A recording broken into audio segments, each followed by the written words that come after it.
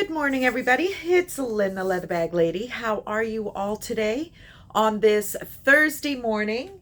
It's a little chilly outside, but it is beautiful and sunny. Leather Bag Lady weather report. It is going to be another 11, 12, 13 degree day. We've had 2 days in a row of 15, 16 degrees. Middle of November, folks. Like, holy moly.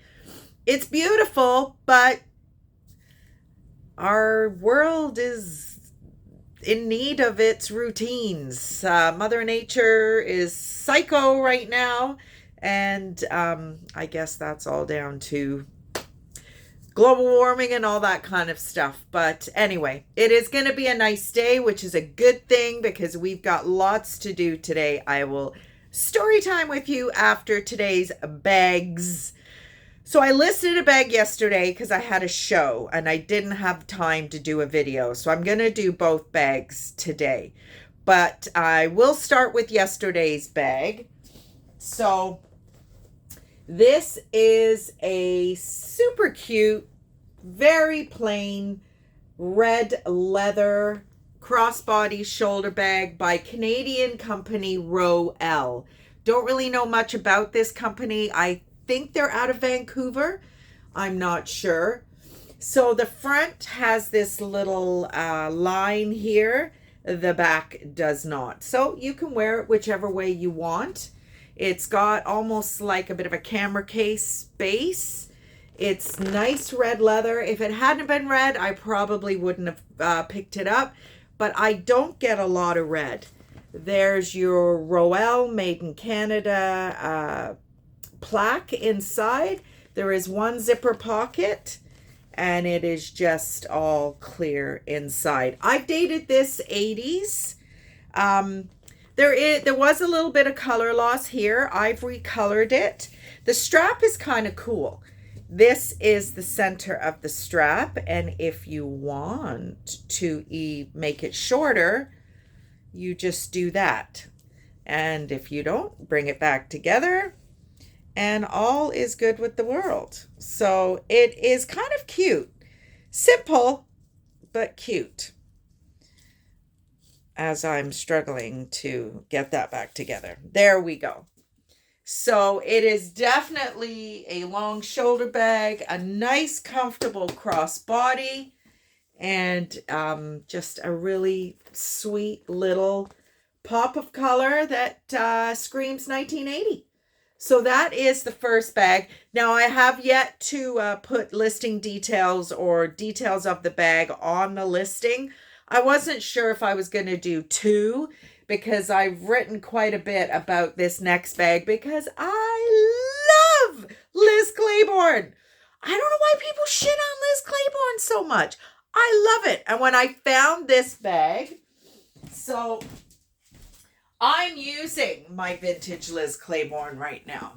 So I very much need these big keep all bags. So I had this bag in the cart. Then I found this bag. And it was really kind of freaky when I looked and thought, what's happened to my bag? But it was this one laying right on top. So this is today's bag. Beautiful, monogrammed with her, very similar to an Aldo. Actually, what came first? I think she came first. I'm not sure. But that is the 1980s Liz Claiborne coated canvas monogrammed fabric. And then you've got your leather trim, leather strap. This bag, a little bit of a detail with a little kind of fold there. This bag is in brand new condition pretty well. I can't find anywhere on it. I've listed it as a 9 out of 10. I do not do that very often. I'll never list a used bag as a 10 out of 10. This is about as high of a ranking as I will give it. So you've got a pocket here. You've got a center pocket with a zipper compartment and an exterior pocket there, all of which are under the flap. There's no pocket on the back. Here is your Liz Claiborne. She puts the date it was made right on there, 1984. And I just love these bags. So if you watch me with any type of regularity and you have seen the other Liz Claiborne bags that I've listed, most of these bags are from the 80s. As I said, she does put the date in there. And these, not this bag in particular, this style of bag was featured in the movie Working Girl with Melanie Griffiths. Not this one in particular. It is a different style, this shape. The one that she has on the Working Girl, it was a white with a beige trim, but exact same style. It's a 21-inch strap drop, so you will get it crossbody. It actually sits quite nice. Despite me being a bit of a curvy lady and big boobs and all the rest of it, it just makes it sit a little higher. So I love Liz Claiborne. First female Fortune 500 company. Big deal. Big deal. And then she went on to buy, I think she bought Kate Spade. Yes, we've talked about that before, how Kate Spade has very much recycled this thin, structured motif, but just in like color block. I had one at one point and I put the two side by side and they were identical bags, just a different colorway. So the OG, the original female handbag designer OG. I love these. I don't sell them really, but I don't care because I'll keep them. I don't give a shit. I'll keep them. So that is today's bag and yesterday's bag. So my show yesterday was not great. Had a whole rethink of my project that I'm doing with Megan. I have been given the okay to give you her link. So I will put that in the details of this video as well. So there's going to be a lot of text in this video on YouTube. I don't usually do that. I find that a little overwhelming when I'm looking at other people's videos. So I don't want to do what doesn't work for me in my own. But this one is going to have 2 bag details and then I'll put Megan's contact information. And that was just if you are looking for a business coach, a wellness coach, you know, give her a shout out and see if you can work something out with her. She does a lot of things remotely, so it doesn't really matter where you are. It's just the tech stuff that is really her forte, I think. In my world anyway. Being in my mid-50s, I don't know shit about that stuff. So I am thinking of making some fairly significant changes to the original plan that we set out. But that is entrepreneurship. That is retail entrepreneurship. And if anything I've learned is that do not set anything in stone. It's frustrating to keep pivoting, but it just, I mean, I was sitting in the lobby yesterday at this facility and I was watching the administrator who is now doing 2 or 3 jobs. She does not have time, in my opinion, to be looking at videos, to be looking at welcome emails. It just kind of hit me in the head that, you know what? All of this work that I'm doing, if that one person doesn't embrace what it is I'm doing, it's a dead duck. So what I think I'm going to pivot to is just connect with the receptionist, who is 9 times out of 10, you know, a little less busy, has a little bit more downtime, and I'm going to just hand deliver. I've got these business cards. If you've ever bought a bag from me, I have a thank you card in my bags, and now I include a thank you card, not a thank you card, but an information card for my .com. So I'm going to give out a dozen of these with a discount code sticker on it. And just ask that receptionist to put them somewhere that their colleagues can see them. The amount of people that came to the front desk, went behind the front desk, chatted with the receptionist, way more that ever goes in the general manager's office. So was yesterday's show a waste of time? Absolutely not. I think I made $120 or something. $120 I didn't have when I got there. But yes, moving forward, this thing is just morphing into whatever it will be. I am still going to send the email. I am still going to send the welcome video and posters and all that stuff to the administrator.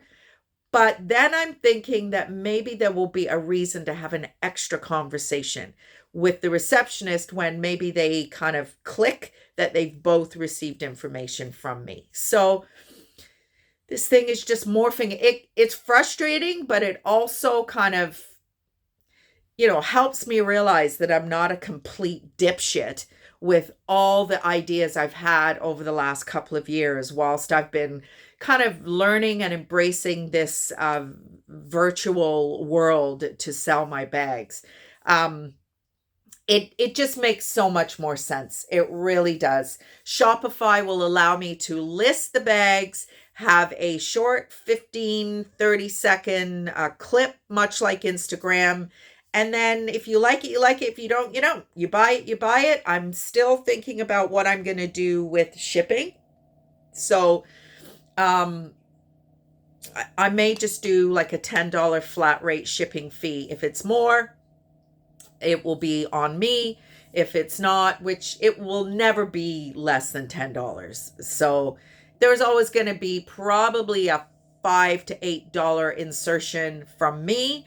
But shipping to me, when it costs you $17 to ship something in your own city, that's pretty crap, in my opinion. But that's the reality. And even using a third-party shipper, if you're doing the States, the saving is significant. Within Canada, not so much. So I'm just trying to protect myself in that regard. So that's not set in stone yet. So that's what's going through my brain right now. As I said, the show was and I took vintage belts. I took clothing.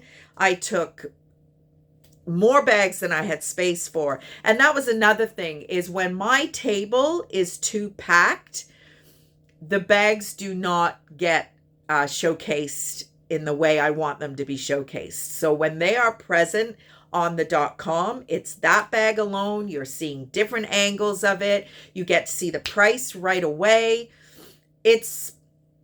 I'm just trucking along. Without the shows, income for me is going to be a slow process. So I need to hit this hit the ground running with this, because I need to earn some money. This is how I earn my living. My clients are now down to a once a week instead of twice a week. By rights, I should be finished with them, but the company I work for, they're desperate for staff. If you are a recreational therapist, and that is, I believe they prefer university educated rec therapist, Jackson Services, Google them and let them know that Lynn Gledhill, I have not changed my name with them yet. So yeah, Lynn Gledhill referred you, and they are looking for staff. They are a private agency that work with mostly seniors in either facilities, in home settings, in residential settings like my clients. And go check it out. The money is good. There's gas allowance, there's travel allowance, mileage in some cases. So if you're watching me and you're in my neighborhood, Toronto, they mostly, Hamilton, big time, and a little bit in the Niagara region, but not a lot at this moment in time.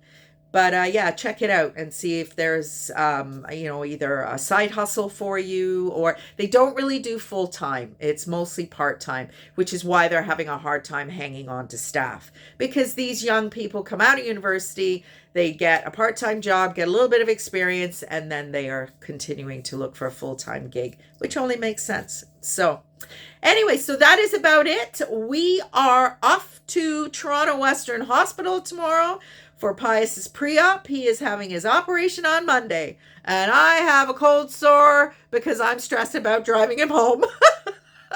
He's going under the knife. Well, it's telescopic or microscopic, orthoscopic. Telescopic.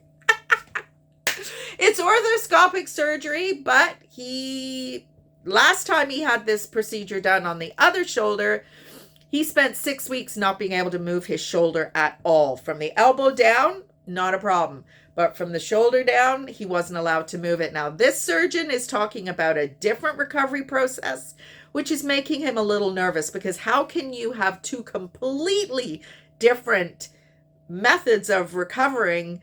Now, it might be because he doesn't have a complete tear. So we've got to figure all that out tomorrow, because he is getting quite nervous about it. So that's kind of changed our world for the next little while. Don't know what we'll be able to do afterwards, how quickly he will, recover and be pain-free and all that kind of stuff. So that is about it. What are we doing tonight? Nothing tonight, I don't think. Pius thought the pre-op was Saturday, but it actually turns out it's tomorrow. So he will be off work tomorrow. Obviously, we are in Toronto. I think it's at 11 is surgery. We have to be in Toronto at the hospital at 6 a.m. So there'll be a few hours of bringing my notebooks and working on my project while Pius is under the knife and or under the orthoscope or whatever it's called. And then it will be the bane of my life right now, driving home. So, but we got a dry run tomorrow. So hopefully it won't be rush hour. But there's no such thing as not rush hour in Toronto these days. Every hour of the day is busy. But like I said, lost a little bit of my confidence driving just because I don't do a lot of it anymore. So anyway, take a great chunk of the day for yourself if you can, and have a good one. And probably won't talk to you tomorrow, but I'll reconnect with you when I can. Okay. Oh, nail update. Still did these two today. So this, not giving you the finger, so I'll do that. This, look how wide that is versus this one. So I'm still working with the tips, or they're not tips, they're a complete form. But I mean, I'm getting somewhere. Look at the regrowth. I'm getting somewhere out of these. So they're lasting more than a few days now. If you care. If you don't, you've signed off long ago. Bye, everybody.